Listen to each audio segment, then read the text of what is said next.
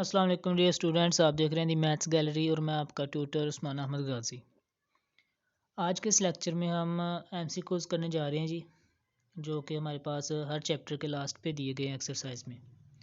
तो सबसे पहला एमसीक्यूज है जी चैप्टर नंबर 1 का। The ancient Egyptians familiar with the decimal number system around. तो ये 7000 साल कबल अज़ मसीह। ठीक है जी, ये आपके पहले चैप्टर में गिवन है, फर्स्ट चैप्टर फर्स्ट पेज।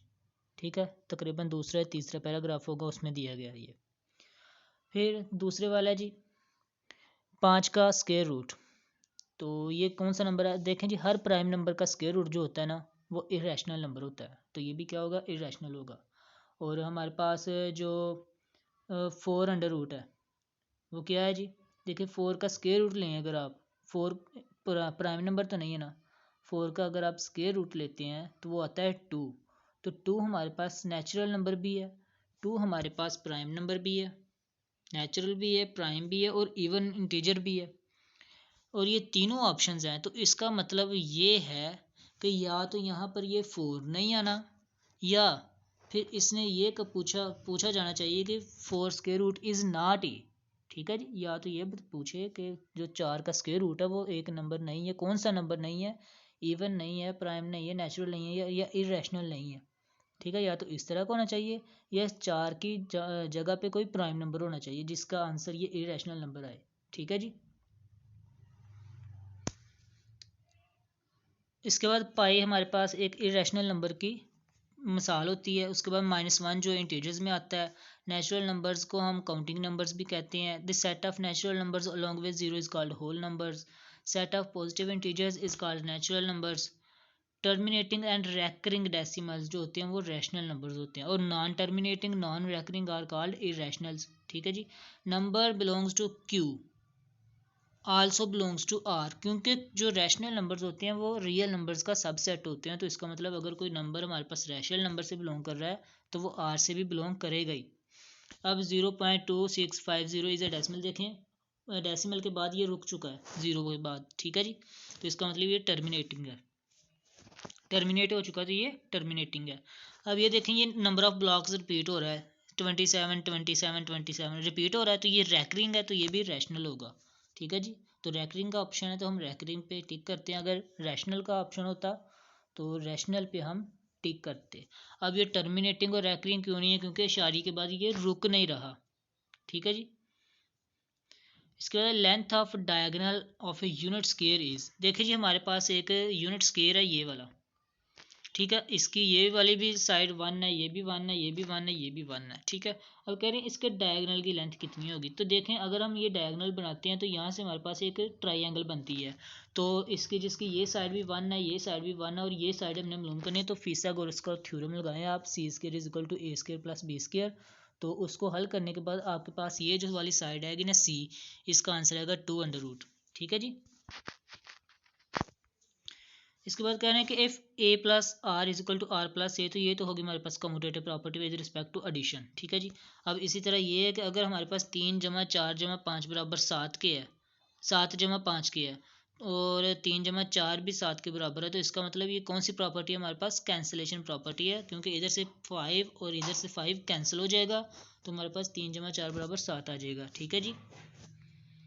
इसके बाद 1 ग्रेटर देन 1/3 इम्प्लाइज दैट 1 <3। तो इस प्रॉपर्टी का नाम क्या है? ये इन्वर्स प्रॉपर्टी है। ठीक है जी। देखें, अगर हम 1/3 का इन्वर्स लेते हैं ना और इधर 1 का इन्वर्स लेते हैं तो हमारे पास जो इनक्वालिटी होती है वो चेंज हो जाएगी। और बाकी अगर हम प्रॉपर्टीज़ का देखें, कैंसिलेशन प्रॉपर्टी, इसमें कैंसिलेशन तो हो नहीं रही कोई। ट्रांजिटिव प्रॉपर्टी वो होती है कि अगर एक इंसान दूसरे से बड़ा है, दूसरा तीसरे से बड़ा है, तो पहला जो होगा वो तीसरे से बड़ा होगा। ठीक है। और इसके बाद जो हमारे पास डेंस प्रॉपर्टी होती है वो कहती है कि हर दो रियल नंबर्स के दरमियान एक तीसरा रियल नंबर होता है, या हर दो रैशनल के दरमियान एक इरेशनल होता है, और हर दो इरेशनल के दरमियान एक रैशनल होता है। ठीक है, ये डेंस प्रॉपर्टी होती है। तो ये तीनों प्रॉपर्टीज़ नहीं है, तो इसलिए हमारे पास ये वाला आंसर है इन्वर्स वाला। ठीक है जी। अब ये कहते हैं dense property holds in set of real numbers, जो मैंने अभी बताया आपको कि हर दो रियल नंबर्स के दरमियान एक तीसरा रियल नंबर होता है, वो रैशनल भी हो सकता है, इरेशनल भी हो सकता है। ठीक है जी। अब हमारे पास है, अगर -3 छोटा है 2 से, इम्प्लाइज दैट -2 छोटा होगा 3 से। इस प्रॉपर्टी का नाम है मल्टीप्लिकेटिव प्रॉपर्टी। आपकी बुक पे जो प्रॉपर्टीज दी गई है ना इनइक्वालिटी की, उसमें है। ठीक है जी। राइटिंग 4⁴ इन रेडिकल साइन, इसको रेडिकल साइन में लिखना है तो जो हमारे पास 2/3 में है ना, जो ओवर में होता है उसको हम रेडिकैंड के साइड पे लिख देते हैं इधर, ठीक है जी। तो जिसको हम इंडेक्स भी कहते हैं। तो 4 के ऊपर स्केयर आ जाएगा और ये हमारे पास 4 स्केयर का क्यूब हो जाएगा, और 4 स्केयर हमारे पास 16 होता है, तो 16 वाला ऑप्शन था नहीं, तो 4 स्केयर वाले ऑप्शन पे हमने मार्क कर दिया। अब इसी तरह इसको हमने रेडिकैंड फॉर्म में लिखना है, तो जो हमारे पास क्यूब रूट है ना 3, तो उसको हमने इसकी पावर में 1/3 लिख देना है। तो ये वाला आंसर है इसका, ये वाला नहीं है, ठीक है जी। इस पर गलत मार्क हो चुका है, तो ये वाला आंसर होगा इसका, ठीक है जी। इसके बाद है जी हमारे पास Which of the following set has closure property? Closure property with respect to addition and multiplication. Closure property होती है addition के रिस्पेक्ट से कि अगर सेट के किसी भी दो एलिमेंट्स को हम जमा करें तो उसका जो जवाब आए वो उसी सेट में हो, और मल्टीप्लिकेशन के रिस्पेक्ट से होती है कि अगर हम सेट के किसी भी दो एलिमेंट्स को मल्टीप्लाई करवाएं और उसका जवाब भी उसी सेट में आए, तो वो होती है हमारे पास closure property with respect to multiplication. तो ये वाला सेट ऐसा है कि अगर हम इसको जमा करते हैं, ये ज़रूर देते हैं, तो इसका जवाब इसी में आता है, ठीक है जी। अब MCQ नंबर 22 है जी हमारे पास। For all A B belongs to real numbers, either A छोटा हो बी से, या ए बराबर हो बी के, या ए बड़ा हो बी से। ये ट्राइकोटोमी प्रॉपर्टी, ट्राई कहते ही तीन को है, ठीक है जी। ये जो ट्राई होता है तीन को, तो इसमें देखें तीन प्रॉपर्टीज आ रही हैं, तो ये ट्राइकोटोमी प्रॉपर्टी है, याद रखने का बेस्ट तरीका है। Which operation is not commutative, addition भी कम्यूटेटिव होता है, मल्टीप्लीकेशन भी, और इसमें तो दोनों इकट्ठे हैं, तो सब्ट्रैक्शन हमारे पास कम्यूटेटिव नहीं होता। अब 9 का क्यूब रूट हमने निकालना है, तो देखें 9 का क्यूब रूट निकालेंगे तो 9 की पावर में आ जाएगा, ये देखें जी 9 की पावर में हमारे पास आ जाएगा जी 1/3, ठीक है जी। अब अगर हम 9 को लिखते हैं 3 का स्क्वायर और इसकी पावर में 2 3, दो पावरें आ जाएंगी, दोनों पावरें आपस में मल्टीप्लाई हो जाएंगी, और 2/3 हमारे पास देखें एक इरेशनल नंबर है, तो किसी भी प्राइम नंबर की जो पावर में इरेशनल नंबर आ जाए तो वो तो ऑब्वियसली इरेशनल होगा ही होगा, ठीक है जी। तो इसका भी आंसर क्या है जी हमारे पास इरेशनल नंबर। और लास्ट वाला ऑप्शन है जी हमारे पास ये हमारे पास देखें नॉन रैकरिंग, यानी कि नॉन रिपीटिंग और नॉन टर्मिनेटिंग है, तो ये हमारे पास इरेशनल नंबर हो गया, ठीक है जी। इसके बाद 26 वाला जी हमारे पास, अगर ए बी जीरो के बराबर है, फिर या तो ए जीरो होगा या बी जीरो होगा, तो ये प्रॉपर्टी जीरो प्रोडक्ट प्रॉपर्टी आपकी बुक पे दिया हुआ है चैप्टर नंबर 1 में प्रॉपर्टीज में, ठीक है। फिर 40% को, परसेंट का मानी होता है जी 100 में से, यानी पर 100 सेंचुरी, ठीक है जी। तो इसका मतलब 41 100 में से, तो उसको हम ऐसे ज़ाहिर कर सकते हैं क्वेश्चन फॉर्म में। इस तरह 12% ऑफ 90, 12/100 लिख सकते हैं इसको हम इस तरह से, जैसे 41% को लिखा और मल्टीप्लाई करवा देंगे 90 से, तो आपके पास आंसर आ जाएगा 10.8। फिर इसी तरह आपने 3.56 को परसेंटेज में लिखना है, तो इसका आप जो डेसिमल है वो ख़त्म कर दें, तो आपके पास आ जाएगा 356/100। तो ये जो बटा 100 है उसको आप परसेंट में भी लिख सकते हैं, ठीक है जी।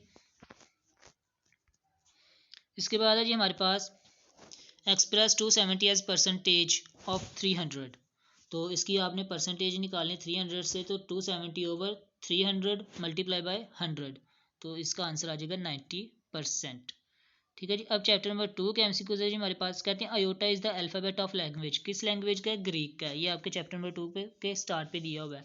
Imaginary part of complex number 2 - 4 iota is, देखें जी इमेजिनरी पार्ट वो होता है जो अयोटा के साथ पड़ा हो विद साइन, तो साइन क्या है इसका माइनस, और साथ में अयोटा क्या पड़ा 4, तो -4 हमारे पास इमेजिनरी पार्ट हो गया।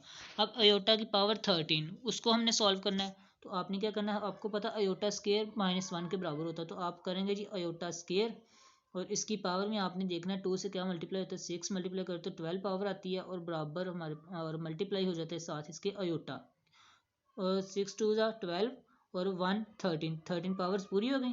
अब देखिए अयोटा स्केयर -1 के इक्वल होता है, और -1 की even power is equal to 1 होती है। 1 जब मल्टीप्लाई होगा अयोटा के साथ, तो आंसर क्या आ जाएगा अयोटा, ठीक है जी। इसी तरह का हमारे पास क्वेश्चन नंबर 4 है जी, कि अगर x - 3 iota is equal to 2 + 3 iota है, then x is equal to 2 के बराबर। देखें जी अगर दो हमारे पास कम्प्लेक्स नंबर्स इक्वल हैं, तो उनका रियल पार्ट इक्वल होंगे, उनके इमेजिनरी पार्ट इक्वल होंगे, ठीक है जी। अब एक complex number a - b iota is pure imaginary. अब देखिए इमेजिनरी होता है जो अयोटा के साथ पड़ा होता है, और प्योर इमेजिनरी में हमारे पास जो रियल पार्ट होता है वो जीरो होता है, तो इसका मतलब यहाँ पर a क्या होगा, जीरो हो जाएगा। कॉन्जुगेट ऑफ 4, देखें 4 रियल पार्ट है तो इसका कॉन्जुगेट भी हमारे पास 4 ही आएगा, क्योंकि कॉन्जुगेट में हम अयोटा वाले टर्म का साइन चेंज करते हैं, तो चूंकि इसमें अयोटा वाली टर्म है ही नहीं तो ये वैसे का वैसे आ जाएगा। अब दी कम्प्लेक्स कॉन्जुगेट ऑफ -2 + 3 अयोटा, तो अयोटा वाले टर्म का आपने साइन चेंज कर देना, -2 वैसे का वैसे और 3 अयोटा के साथ माइनस आ जाएगा। ठीक है जी। 4/अयोटा -1 अयोटा इज इक्वल टू, अब देखें जी इसको आपने करना है rationalise, 4/1 - iota multiply 1 + iota over 1 + iota. अब ये 4 इससे मल्टीप्लाई होगा 1 + अयोटा। ठीक है जी। और साथ में आपकी आ रहा है जी 1, ये नीचे हमारे पास डिनोमिनेटर में फार्मूला बन गया 1 स्क्वायर - अयोटा स्क्वायर, तो अयोटा स्क्वायर -1 के इक्वल होता है, 1 स्क्वायर 1 के इक्वल, -1 माइनस और 1 + 1 हो जाएगा 2 के इक्वल, यानी कि ये हमारे पास आ गया 4 × 1 + अयोटा, 4 × 1 + अयोटा ओवर 2, तो 2 से ये 4 कैंसिल, 2 × 1 + अयोटा आंसर आ गया हमारे पास। ठीक है जी। 2 × 1 + अयोटा, देखें जी वहाँ पर ये वाला आंसर तो है नहीं। ठीक है जी, तो जो इससे मिलता जुलता है वो हमने मार्क कर देना है। ओके, ये शायद यहाँ पर जो मैंने स्कैन किया उसमें कोई गलती आ रही है। इसके बाद हमारे पास है जी MCQ नंबर 9। तो देखें जी आपने 2 को अंदर मल्टीप्लाई करवा देना, जो आंसर आएगा वो आपका ऑप्शन है जी, रिक्वायर्ड आंसर है। The additive inverse of, additive inverse होता है जी आपने जिसके साथ जमा आ रहा है उसके साथ माइनस लगा देनी है, जिसके साथ माइनस है उसके साथ जमा लगा देनी है, तो ये आपका आंसर आ गया बी वाला पार्ट। अब कह रहे हैं जी 11वें में कि अगर z हमारे पास -2 + 4 अयोटा है, प्लस ये मेरे ख्याल से, तो फिर z का कॉन्जुगेट क्या होगा। तो देखें जी कॉन्जुगेट कॉन्जुगेट कह रहा हूँ कि वो होता है मॉडुलस होता है या एब्सोल्यूट वैल्यू होती है हमारे पास।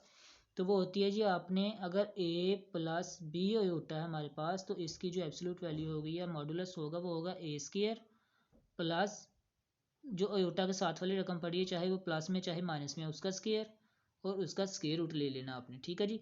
तो आप करें जी -2 का स्क्वायर लें तो वो आता है जी +4, और +4 का ले तो वो आता है जी 16, ये आ गया 20, तो 20 का आपने स्क्वायर रूट जब ओपन किया 4 × 5, तो 4 का स्क्वायर रूट हमारे पास 2 और 5 का अंडर रूट वैसे का वैसे, तो सी वाला ऑप्शन आपके पास आंसर आ गया। अब every real number is also a complex number, क्योंकि रियल नंबर जो होता है वो कम्प्लेक्स नंबर का सबसेट होता है।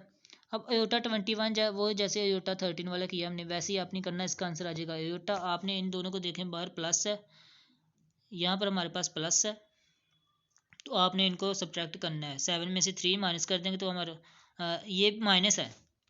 ठीक है जी।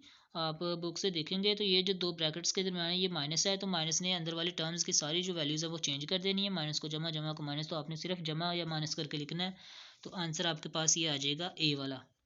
माइनस है प्लस है, अब आप लोग बेटा जी बुक से देख लीजिएगा, मुझे तो यहाँ से खुद नहीं समझ आ रहा। इसका आंसर मैंने देखा था बुक से ही सॉल्व करके। ठीक है जी, तो आप लोग देख लीजिएगा बुक से कौन सी अलामत है। अब ये देखें जी हमारे पास 15 वाला 1 × -1 multiply iota multiply minus iota, iota multiply iota -1। ठीक है जी, iota square is equal to -1 होता है, और साथ में माइनस आ जाए, अगर माइनस अयोटा स्केयर आ जाए हमारे पास तो माइनस वैसे ही, और -1 अयोटा स्केयर का तो यह हो जाता है +1, तो +1 जब मल्टीप्लाई खाएगा -1 से तो -1 मल्टीप्लाई 1 इज इक्वल टू -1। ठीक है जी। अब 1/अयोटा तो इसको आपने कर देना रैशनलाइज 1/अयोटा, और इसका कॉन्जुगेट लेना जी आपने -अयोटा ओवर -अयोटा, तो ये आ जाएगा iota square minus iota square. तो चूंकि हमने प्रीवियस एमसीक्यूज में देखा ये +1 के इक्वल होता है, तो ऊपर हमारे पास -अयोटा है, तो -अयोटा इसका आंसर आ जाएगा। ठीक है जी। इसके बाद है जी हमारे पास z, अगर हमारे पास 2 + 3 अयोटा, तो z का पहले हमने लेना है कॉन्जुगेट, फिर इसका आपने लेना मॉडुलस, तो मॉडुलस और कॉन्जुगेट हमें लेना आता है, तो आपने फाइंड करना है, इसका आंसर आ जाएगा 13 under root modulus of 5 real number, ये पार्ट का मॉडुलस हमारे पास हमेशा रियल नंबर ही आता है। अब अयोटा 32 आपने अयोटा स्केयर की पावर 16 कर देनी है, और -1 अयोटा स्केयर -1 होता है, -1 की इवन पावर हमारे पास हमेशा +1 आती है। अब ये हमारे पास दो हिस्से हैं, कम्प्लेक्स नंबर्स हैं, इन दोनों को आपने माइनस कर देना, तो आपके पास आंसर आ जाएगा -1 + 8 अयोटा, और -z का कॉन्जुगेट जो होता है वो आपके पास प्लस का -z का जो मॉडुलस होता है वो आपके पास +z का मॉडुलस हो जाता है, क्योंकि जो मॉडुलस होता है वो इसको पॉजिटिव कर देता है माइनस को। अब z अगर हमारे पास a + b होता है तो z का स्केयर क्या होगा, z मॉड का स्केयर, तो देखिए हमें पता है जेड मॉड होता है हमारे पास ए स्केयर प्लस बी स्केयर का अंडर रूट। तो जब इसका स्केयर लेंगे तो स्केयर रूट कैंसिल हो जाएगा, तो A square plus B square answer आ जाएगा। ठीक है जी। अब अगर हमारे पास z बराबर है कोस theta plus iota sine theta, तो z की पावर -2, वही डी मोइवर्स थ्योरम जो है उसको यूज़ करके हमारे पास ये वाला आंसर आ जाएगा। अब अगर z की वैल्यू हमारे पास cos theta plus iota sine theta है, तो 1/z क्या होगा, 1/z होगा जी z इनवर्स। तो डी मोइवर थ्योरम आप यूज़ करें, तो उसको यूज़ करके आपके पास ये वाला आंसर आ जाएगा। अब चैप्टर नंबर 3 पे है जी आते। अब ये टेबुलर फॉर्म में हमें सेट दिया गया है, कह रहे हैं कि ये सेट कौन सा है, तो किस फॉर्म में is expressed by set builder form. ठीक है जी। अब टेबुलर फॉर्म इसकी एक्स कहाँ से बिलोंग करा, होल नंबर से, और होल नंबर्स क्या है, 3 के बराबर भी हैं, 3 से छोटे भी, तो 0 भी इंक्लूड होगा, 3 भी इंक्लूड होगा। ठीक है।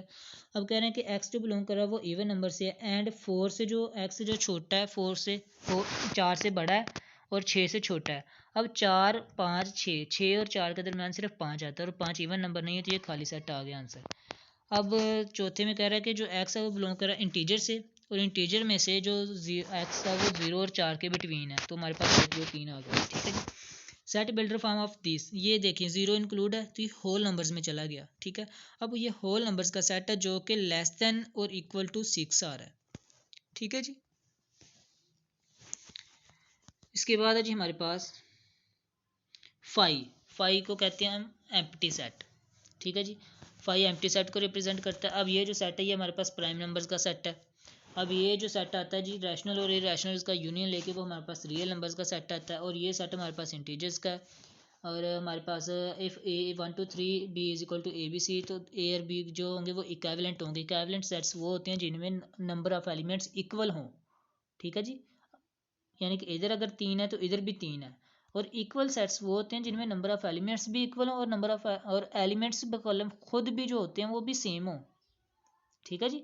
अगर वो इधर 1 2 3 है तो इधर भी 1 2 3 होना चाहिए। ठीक है जी। तो इस तरह से बेशक उनकी तरतीब डिफरेंट हो सकती है दोनों में। अब दी order of set, order of set वो होता है जी जितने एलिमेंट्स उसमें होते हैं। कितने एलिमेंट हैं इसमें, 2, तो इसका ऑर्डर क्या हो गया 2। ऑर्डर ऑफ दिस एलिमेंट देखें, इसमें 1 2 3 सो ऑन चलते जा रहे हैं, तो इन्फिनिटी तक, तो इसका आंसर क्या आ गया इन्फिनिटी। अब ए 1 2 3 बी इज इक्वल टू 2 4 5, तो इनका इंटरसेक्शन वो आएगा जो इनमें कॉमन होगा, तो 2 इनमें कॉमन है। अगर ए सेट दिया है बी सेट दिया है, तो ए में से हमने बी निकालना है। देखें जी ऐसी एलिमेंट्स बी के ऐसे एलिमेंट्स जो ए में मौजूद हैं वो हमने ए से निकाल देने हैं। ठीक है। सबसे पहले ए का एलिमेंट 1 वो बी में तो नहीं है, 1 हमने लिख दिया। अब बी का एलिमेंट 2 मौजूद है इसमें, वो हमने ए से निकाल दिया, बाकी ए के एलिमेंट सारे लिख दिए, वो हमारे पास ये आंसर आ गया। ठीक है जी। अब इसके बाद है जी हमारे पास अगर ए एम्प्टी सेट है, बी 1 2 5 है, तो ए यूनियन क्या आ जाएगा, बी से 1 2 5 आ जाएगा। अब देखिए सेट बिल्डर फॉर्म में हमें दिया गया कि एक्स जो बिलोंग कर रहा है ए से और एक्स बिलोंग नहीं करता बी से, तो ये हमारे पास ए माइनस बी का होता है। हमने वो एलिमेंट लिखने होते हैं ए माइनस बी में जो ए से तो बिलोंग करते हैं लेकिन बी से बिलोंग नहीं करते। अब ये जो हमारे पास स्टार में है हमारे पास एमसीक्यूज, वो कहता है जी ये कौन सी प्रॉपर्टी होती है, ये हमारे पास होती है जी एसोसिएटिव प्रॉपर्टी। कि अगर हमारे पास 3 सेट हैं, पहले 2 का यूनियन लें, तीसरे से बाद में यूनियन लें, या आखिरी दोनों का यूनियन लें, पहले से बाद में यूनियन लें, तो आंसर सेम आता है। अब ए का कॉम्प्लीमेंट होता है यू माइनस ए, और उसका ए से इंटरसेक्ट, क्योंकि उसमें सारे एलिमेंट वो होते हैं जो कि ए में मौजूद नहीं होते, यू माइनस ए होता है ए का कॉम्प्लीमेंट। फिर उसका ए के साथ ही इंटरसेक्शन लेते, तो वो फिर ऑब्वियसली खाली सेट ही आना है। और ए का अगर हम कॉम्प्लीमेंट लेते हैं तो वो ए का सेट आता है उलट, उसके उलट आता है ए के। तो अगर हम उसका दोबारा से सेट का कॉम्प्लीमेंट ले लेते हैं तो वो फिर से हमारे पास ए बन जाएगा। ठीक है जी। तो हमारे ये एमसीक्यूज हो गए। इसके बाद हमारे पास है एमसीक्यूज नंबर 20। तो कहते हैं अगर हम ए का कॉम्प्लीमेंट लें तो वो आता है ऐसे एलिमेंट्स जो ए में मौजूद नहीं होते। ठीक है। फिर उसका ए के साथ यूनियन ले तो ऐसे एलिमेंट जो ए में मौजूद नहीं वो भी, और ए के एलिमेंट इकट्ठे होकर हमारे पास यूनिवर्सल सेट आ जाएगा यू। ठीक है जी। तो उम्मीद है आपको आज का लेक्चर समझ आएगा। आज के लेक्चर में हमने पहले 3 चैप्टर्स के एमसीक्यूज़ किए, और जो एमसीक्यू जिनमें कुछ डिफ़िकल्टी आ सकती थी वो मैंने समझाने की ट्राई की है। तो मज़ीद अगर आप लोगों का कोई क्वेश्चन है तो आप लोग कमेंट सेक्शन में पूछ सकते हैं। नेक्स्ट लेक्चर तक के लिए इजाज़त दीजिए। अल्लाह हाफिज़।